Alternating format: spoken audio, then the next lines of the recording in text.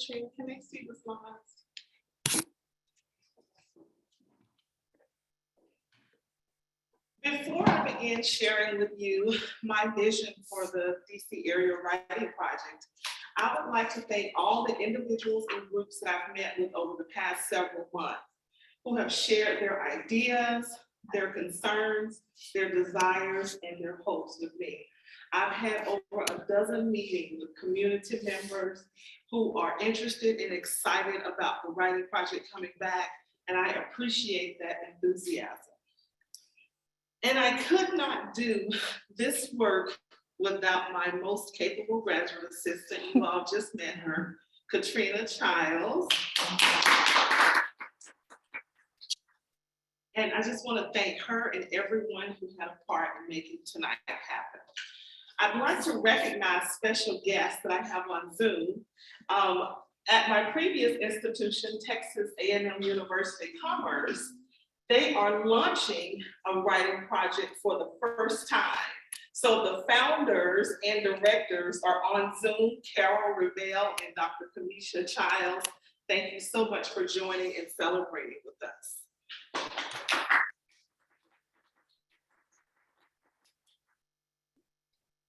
The DC Area Writing Project is a local site of the National Writing Project. It is designed to be a professional development network for teachers. Located at Howard University, the DC Area Writing Project has been providing high quality professional development in the Washington, DC area since 1995. Our ultimate goal is to help ensure that DC area students have access to exemplary language and literacy instruction. Successful educators who support and enhance each other's instruction through demonstration and dialogue are the centerpiece of the writing project. Our vision is to be a premier professional learning network of educators in the Washington, DC area. We do this work because we believe that literacy can be a source of individual and collective empowerment, and that PK through 12 students develop proficiency in writing and reading when taught by competent, confident teachers who are supported in their practice. 6 values will define our work. Number 1, collaboration. Collaborating with individuals, organizations, and communities lies at the heart of what we do. Community responsiveness. Responding to community needs and interests and drawing upon community resources lead to work that is grounded in place. Innovation. Asking questions and engaging in research to answer those questions can lead to innovative strategies that advance student learning. Imagination. Imagining allows us to envision a reality that does not yet exist. Social justice. Working towards social justice, including racial equity, is integral to creating an egalitarian society. Legacy. Recognizing that we're here because of those who came before us, and learning from them can enrich our present work. And while we're talking about legacy, we believe that it is important. So we've invited a past DC Area Writing Project participant to reflect on her experience. Welcome, Ms. Strickland.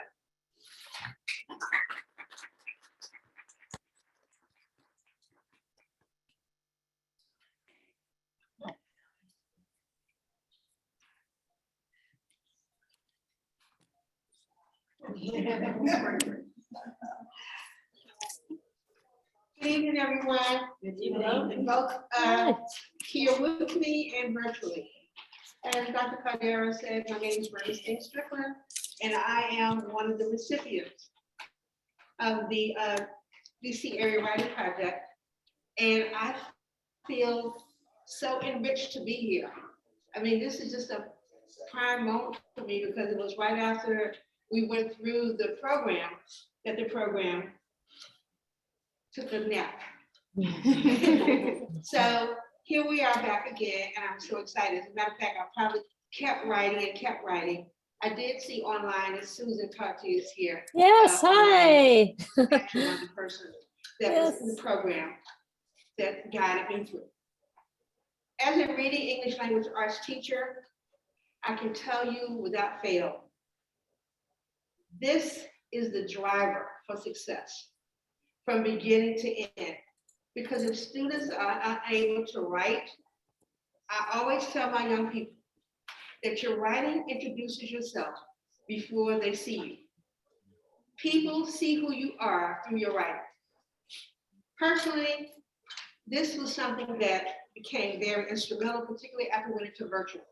Because for the 2 years, for the 2 years that we were, I deal with allergies also, so the mask kind of helped with the season, but hopefully we get through that. For the 2 years that we were in virtual learning, I got to know so much about my students through their writing. Young people who will not necessarily project or speak, they will speak through their writing. So when I saw that the project was getting ready to relaunch, I was absolutely all on board for that. Because as you have heard time and time again through the introduction, the purpose of the project, which is why this is so crucial.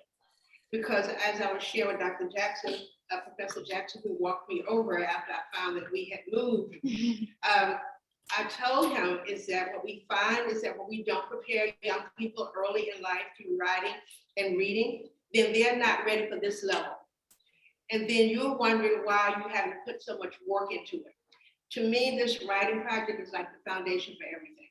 It's one of the things that I love to read to the students at the beginning of the year is the Three Little Pigs, which might seem like a very elementary story, but when you really think about it, you have to ask yourself, when you are building your foundation, which pig are you? Like the work ethic, the mentality of it, which one are you? So if you do not have strong writing skills, then all along the way, you're constantly trying to rebuild, constantly trying to restructure. But if all along the way, you are continually adding to that, strengthening that writing ability, by the time they get to the campus of the universities of their choices, they are ready to do what they have to do. So I really appreciate being here tonight. For all those persons who are on board virtually, I am just excited. I hope that you're really invested in this because it really takes this entire group to make this work. And I guess the one piece that I will always remember is that right after I became a teacher consultant, that we had the summer writing camp here on Howard's campus. That was something that I would never forget. I had an opportunity to work with young people who actually had never really attended school, but they were part of a homeschool network, but they were so bright. It gave us a better appreciation for writing because in the afternoons, we take field trips. So now as I'm riding along, even as an adult, like everything I see gives me an idea of something I can write about. So when we went to, one of the things I remember is going to the National Portrait Gallery, analyzing portraits and then being able to actually write about what that really means. I mean, it really gives you a different perspective. So I thank everyone who recognizes the importance of this project. And for me personally, don't ever let it die. Make sure that it always stays strong, because this is really the navigation system for the rest of your life is writing. Thank you. Thank you, Ms. Strickland, for bringing us those words. We want to go back in our agenda because we did not hear from our staff who's joining us from the National Writing Project.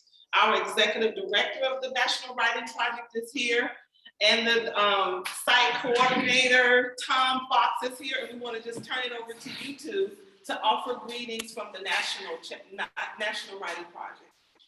Oh my gosh, thank you, Altheria. We were feverishly You're looking muted, I'm to sorry. get in, and it was one of those Zoom things, needing to find the link. We're here now, and I can't imagine. I'm Elise Seidman-Adol. I'm the executive director. Can you hear us? You're muted, sorry. Oh, I'm not muted. Maybe you have us muted? I hear, oh, you know what? Hold on. I think nope, I didn't turn my, let's Can you hear see. now? Yes, Yes. sorry. I had to turn my sound off.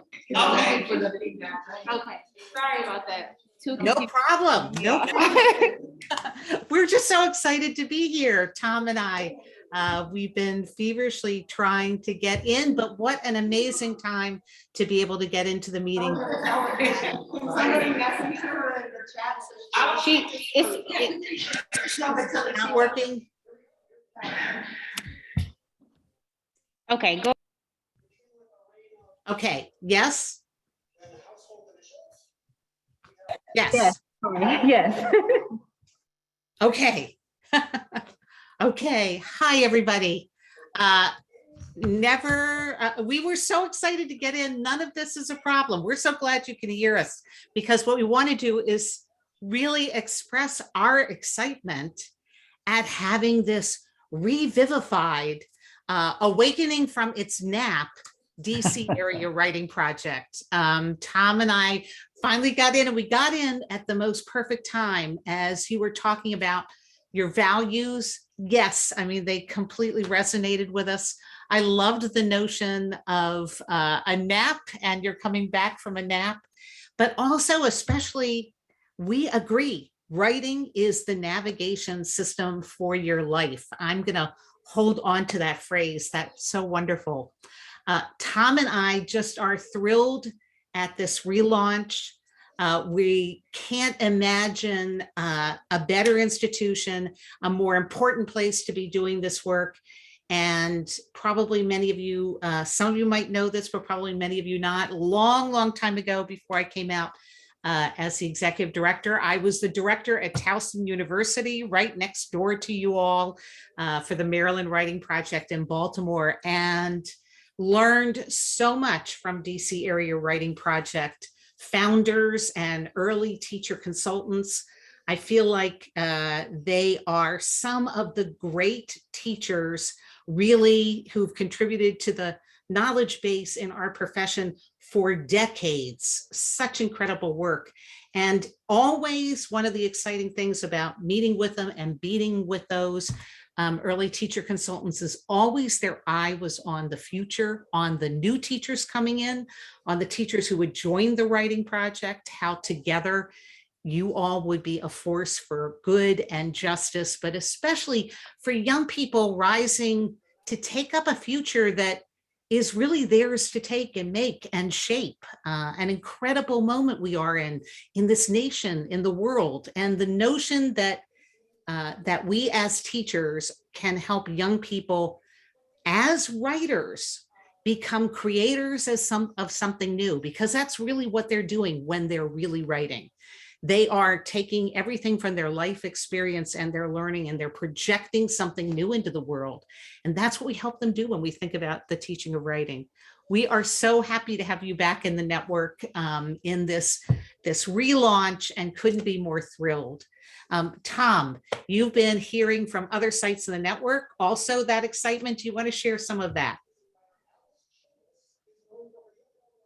And you're muted now. I was muted though. So yeah, the rest of the network is so excited to have you join us. And we have all kinds of great things for you to do. I've been talking with Altheria about all of the possibilities for DCArea writing projects. And I mean, who wouldn't be excited? Don't you have some kind of famous alumni? Like maybe the first woman vice president, first woman of color. I mean, who wouldn't be excited to have Howard in the network? What a time for a relaunch. There's this burst of scholarship in anti-racist pedagogy. And it's, you know, language-based, so it's based on people like Jabari Mahari, John Baugh, William LeBove, Keith Gilliard. Those are the legacy people. And then, you know, all these new people, Vershawn Young, Asao Inoue, Ibram Kendi, Jason Reynolds, Ta-Nehisi Coates. Have you noticed anything about that list? It's all men. And what's really excited about this day and age is women scholars in this area have really taken the lead and written helpful, theoretically rich, research-based books on anti-racist pedagogy. And again, I'll just do a really fast list, but Nancy Bua-Yash, April Baker Bell, Goldie Muhammad, Elaine Richardson, Cynthia Kennard, Michelle Alexander, Felicia Chavez, just fabulous books on how to help teachers understand the complexity of African-American vernacular and where it fits in, and what pedagogies support the identities and growth of students. So fabulous work, standing on the shoulders of my personal hero, Geneva Smithman. So what a time though for DCArea to wake up from its helpful nap, you know, all refreshed, to enter into this pretty contentious age with these amazing resources and the amazing teachers that you already have identified and amazing teachers that are going to come up within you. I truly, without exaggeration, believe that you're going to help the nation, not just DC. I'm really glad you're there. I'm sure you will do wonders in the DC area, but I can't tell you that that's it. What DCArea has always done for the National Writing Project is share the knowledge they build from their classrooms with the network as a whole.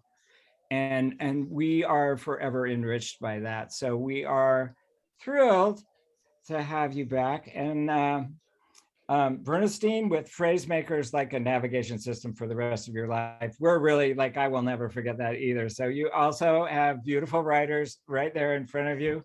And again, I am so excited to welcome you to the network. I wanted to thank Dean Williams for her steadfast support. It took a couple years to find just the right person, but you did. You found just the right person. So enjoy your evening, enjoy this celebration, enjoy each other, enjoy your classrooms, and we look forward to hearing everything about it. So thanks for inviting us. I feel honored. Right. We know you have a continuing program, so we are going to get off of the camera, but just to remind everyone, there is a national social network that you can find at studio.nwp.org. Every one of you invited to come participate and join the conversations and celebrations there. You are all, and your colleagues, part of the National Writing Project and always have been. So you were never far from our hearts all these years, and you are fully part of us now. Thank you so much, Altheria, for inviting us to be here. Yes, thanks. And Dean Williams, thank you so much. So you all might know that April is National Poetry Month, and poetry is an important genre of writing that we encourage and endorse in schools among young people. So I wanted to center this night around poetry. You all know that our guest speaker, who's coming up in just a few minutes, is a poet, but I've invited Ayanna Long to recite a poem, and Ayanna is currently finishing up her year as Miss School of Education. So will you help me welcome her now?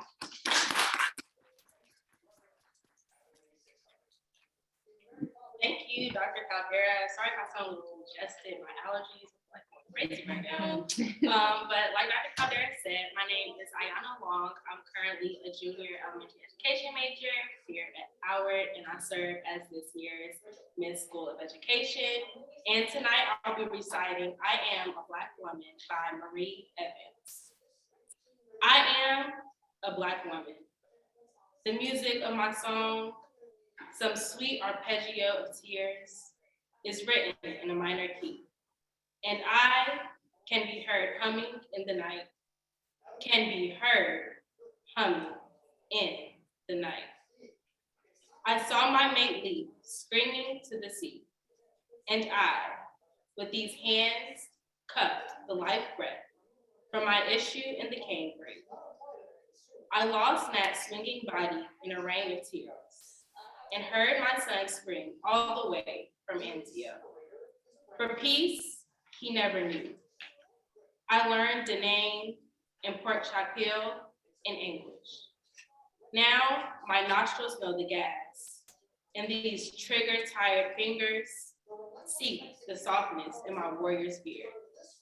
I am a Black woman, tall as a cypress, strong, beyond all definitions still. Define place and time and circumstance, assailed, impervious, indestructible.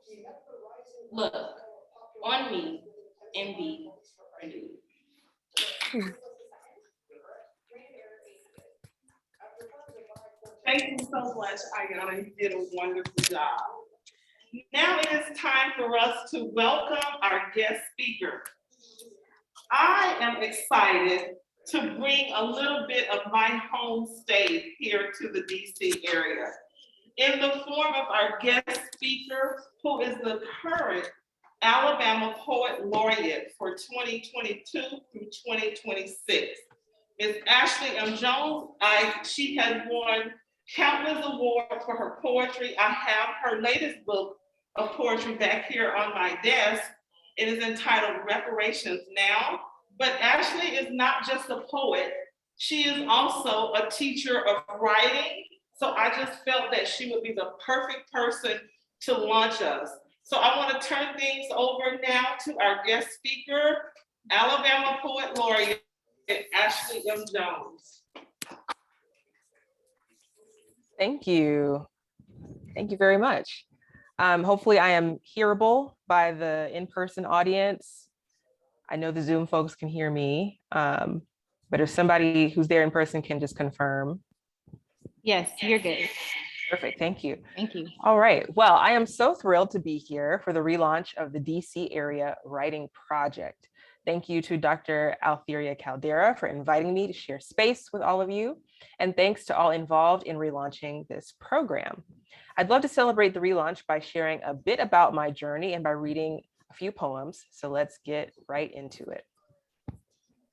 When you look at me now as an educator, as a nonprofit director, as a poet, and as the first Black Poet Laureate of the state of Alabama, you will see my passion for literacy, equity, representation, and confronting the overwhelmingly white and often patriarchal academic space.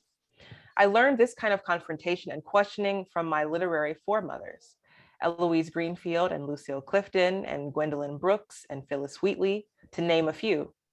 And I learned it from my parents, who made sure I knew there was nothing wrong with being Black and proud, and nothing wrong with imagining a future for myself where I could share that pride freely in any field I chose. Before I get to where I am now, we have to go back in time. We have to begin, I think, with 1997. There, I'm 7 years old and reciting a poem about Harriet Tubman. And that's when poetry hit me, full of liberatory magic. Yes, Harriet Tubman was a liberation agent for enslaved people, but she also liberated me from my own personal insecurities and racial existential crisis.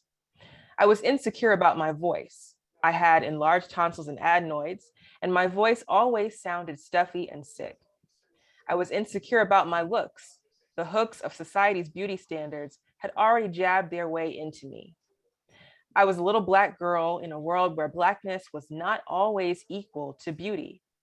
And the blacktop bullies made sure I knew how my worth was directly tied to my lack of prowess around the kickball bases. I had also been running from my heritage because I thought it was only pain. Watching Roots and reading the Addie books from American Girl made me wonder when the bad people would come steal my family away in the night.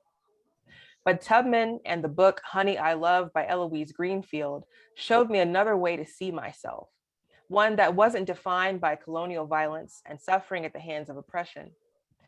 Tubman and Greenfield showed me that being Black could mean the determination of a woman against the whole institution of slavery.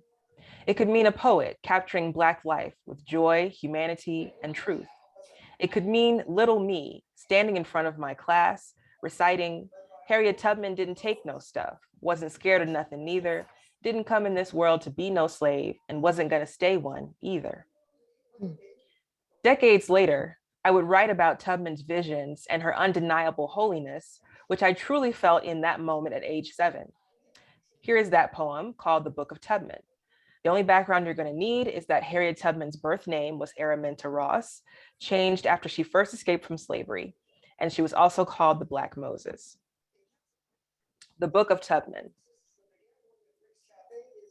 And God said, let her head be split, a black melon leaking. And God let iron sprout from the master's hand. And God breathed blood in the master's eyes and said, strike. And that's the story of the great crack in Harriet's skull that was an eye.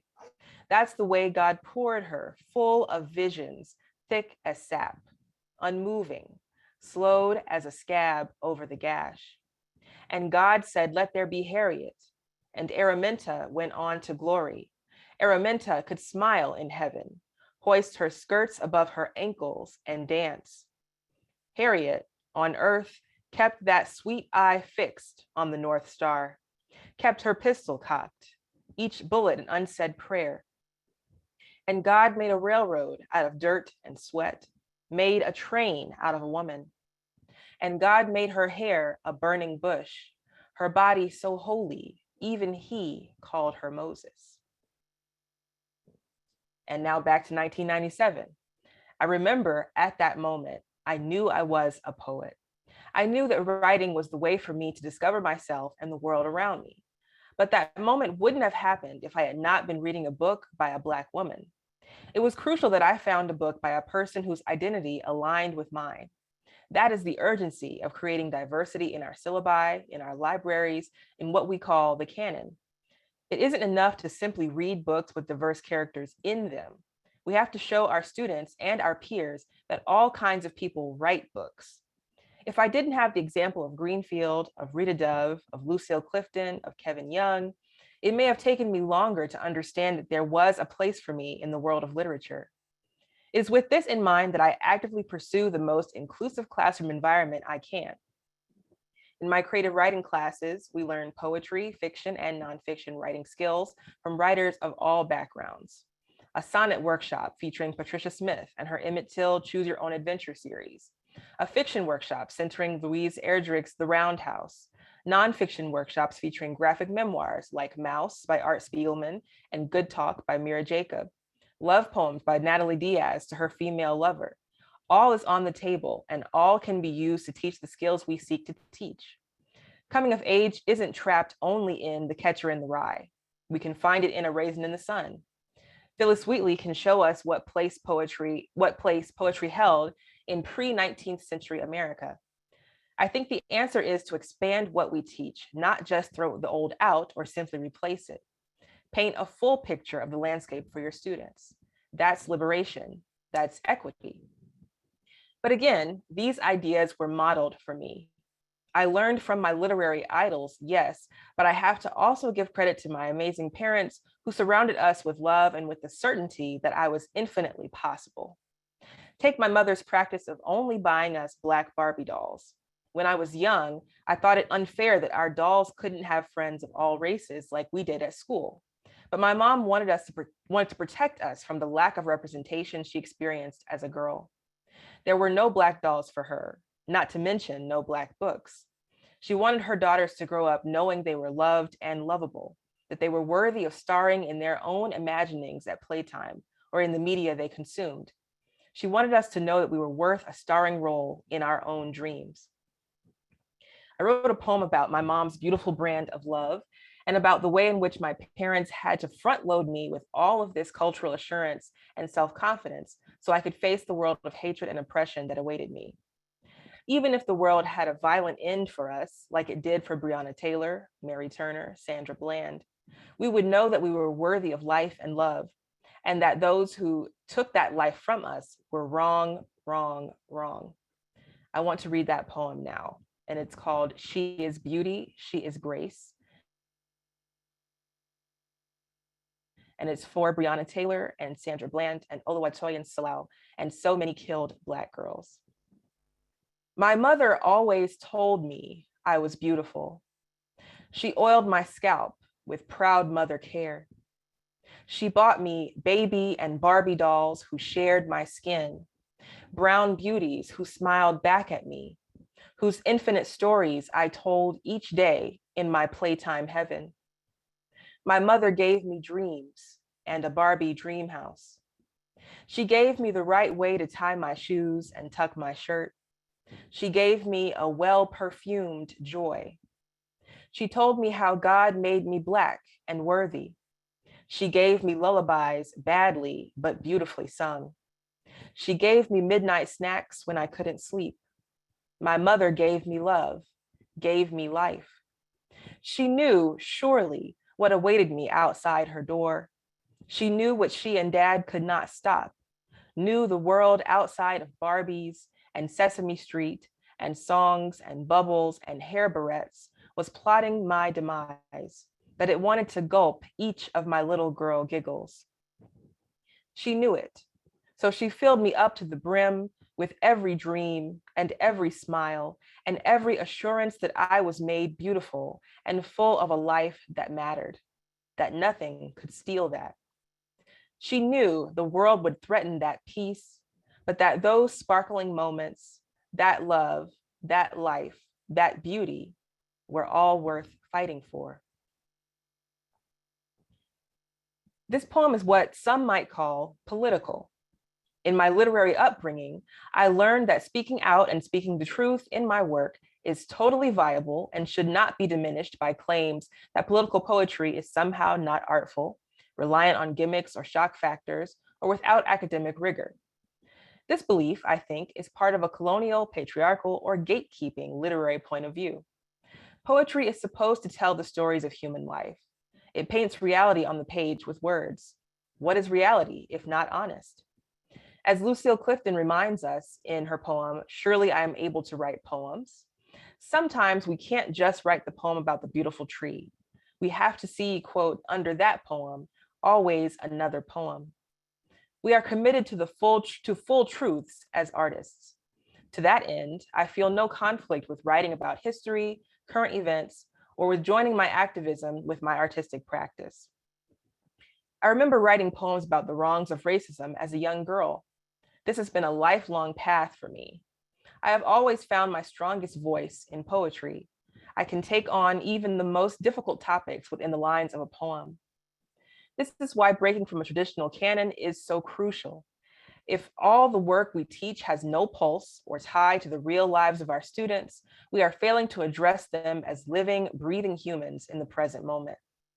As teachers, we truly hold the key in helping our students discover their own voice, their own history, and their place in a world which tries to silence history and stifle the activism we need in order to make this world a more livable place. On that note, I'd love to leave you with a poem. This poem illustrates my commitment to the art of poetry and the activism of poetry simultaneously. This poem, one I now call one of my greatest hits, is about racism in America and the way that it doesn't only exist below the Mason-Dixon line. It never has been confined by the invisible borders men created. Our whole country has always been complicit. This poem is a Shakespearean sonnet, minus the iambic pentameter. I did adhere to the correct syllable count and rhyme scheme. And I'm only saying that because there are sonnet police lurking everywhere who are trying to tell people that their sonnets are not real. So this is a real sonnet. So anyway, the sonnet, a form of poetry which is, in my estimation, unquestionably artful, even the most diehard traditional canonites would agree. But this sonnet is arranged in a prose block. This sonnet centers a radical and real story of this nation. In it, you can study form and fury. It begins with a quote from Dr. King. And the quote reads, "The straitjackets of race prejudice and discrimination do not wear only Southern labels. The subtle psychological technique of the North has approached in its ugliness and victimization of the Negro, the outright terror and open brutality of the South." Reverend Dr. Martin Luther King Jr., Why We Can't Wait. And the poem is called All Y'all Really from Alabama. This here, the cradle of this here nation. Everywhere you look, roots run right back south. Every vein filled with red dirt, blood, cotton. We the dirty words you spit out your mouth. Mason-Dixon, is an imagined line. You can theorize it or wish it real, but it's the same old ghost, see-through, benign. All y'all from Alabama. We the wheel turning cotton to make the nation move. We the scapegoat in a land built from death. No longitude or latitude disproves the truth of founding fathers' sacred oath. We hold these truths like dark snuff in our jaw. Black oppression's not happenstance, it's law. Thank you so much, everybody, for having me. And again, congratulations on the relaunch of the DC Area Writers Project.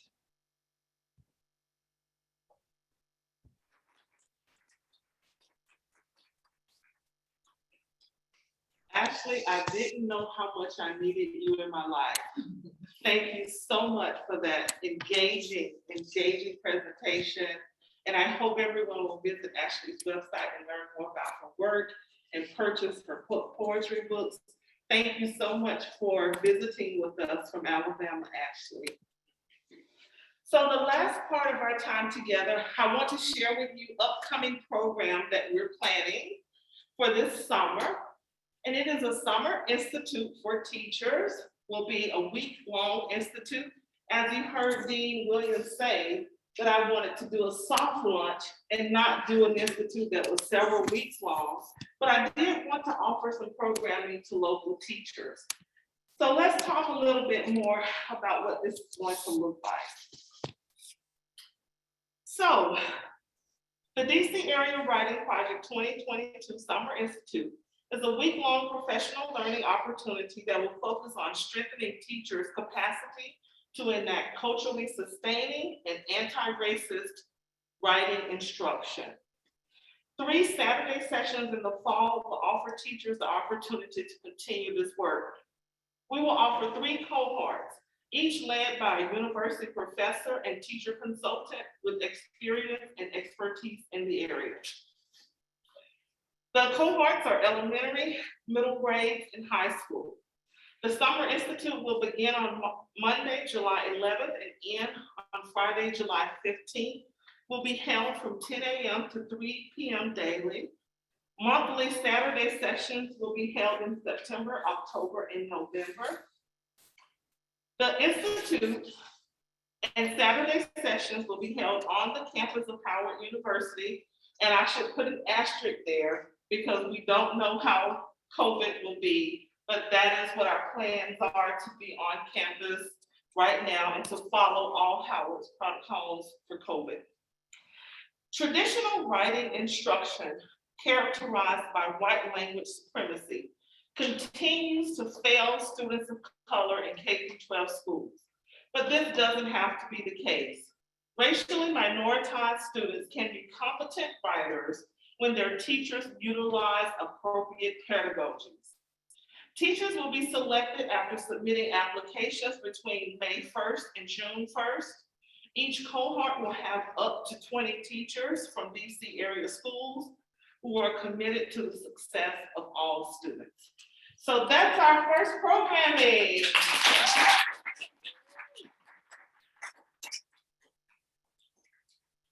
We want you to keep in touch with us and learn more about our work.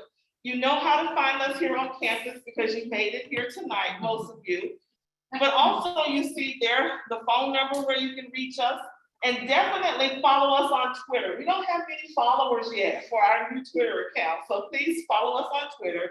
That's where you'll find updates about what's going on. And right now the website for the DC Area Writing Project hasn't been updated. It did update. So yes! Yeah, I'm gonna paste it in the chat right now because it looks amazing. So please.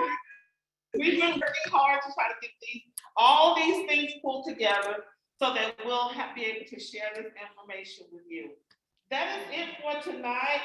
Please follow up with me if you have questions or want more information about the writing project. Thank you once again for being here, and I'll turn it over to my wonderful graduate assistant, Katrina, just to close us out. Okay, if you all don't mind, I'm gonna stay seated so I make sure I don't mess up the computer here. But thank you all, thank you all so much for coming. We really appreciate it. This has been a long time coming, at least for me, since the last semester. But I know Dean Williams and Dr. Caldera have been working as well. So I just want to thank you all for being here, whether it's in person or online. We really appreciate you spending your Wednesday evening with us. So thank you and have a great evening. Thank you for following us on Twitter. Yes. Okay, and if you are online, you all. I forgot to acknowledge my husband. Oh, He's on Zoom. Dr. Caldera's husband is joining us. Thank you. Thank you for joining us. Thank you so much for joining. Okay. What's your writing sample from you? Good night, everyone.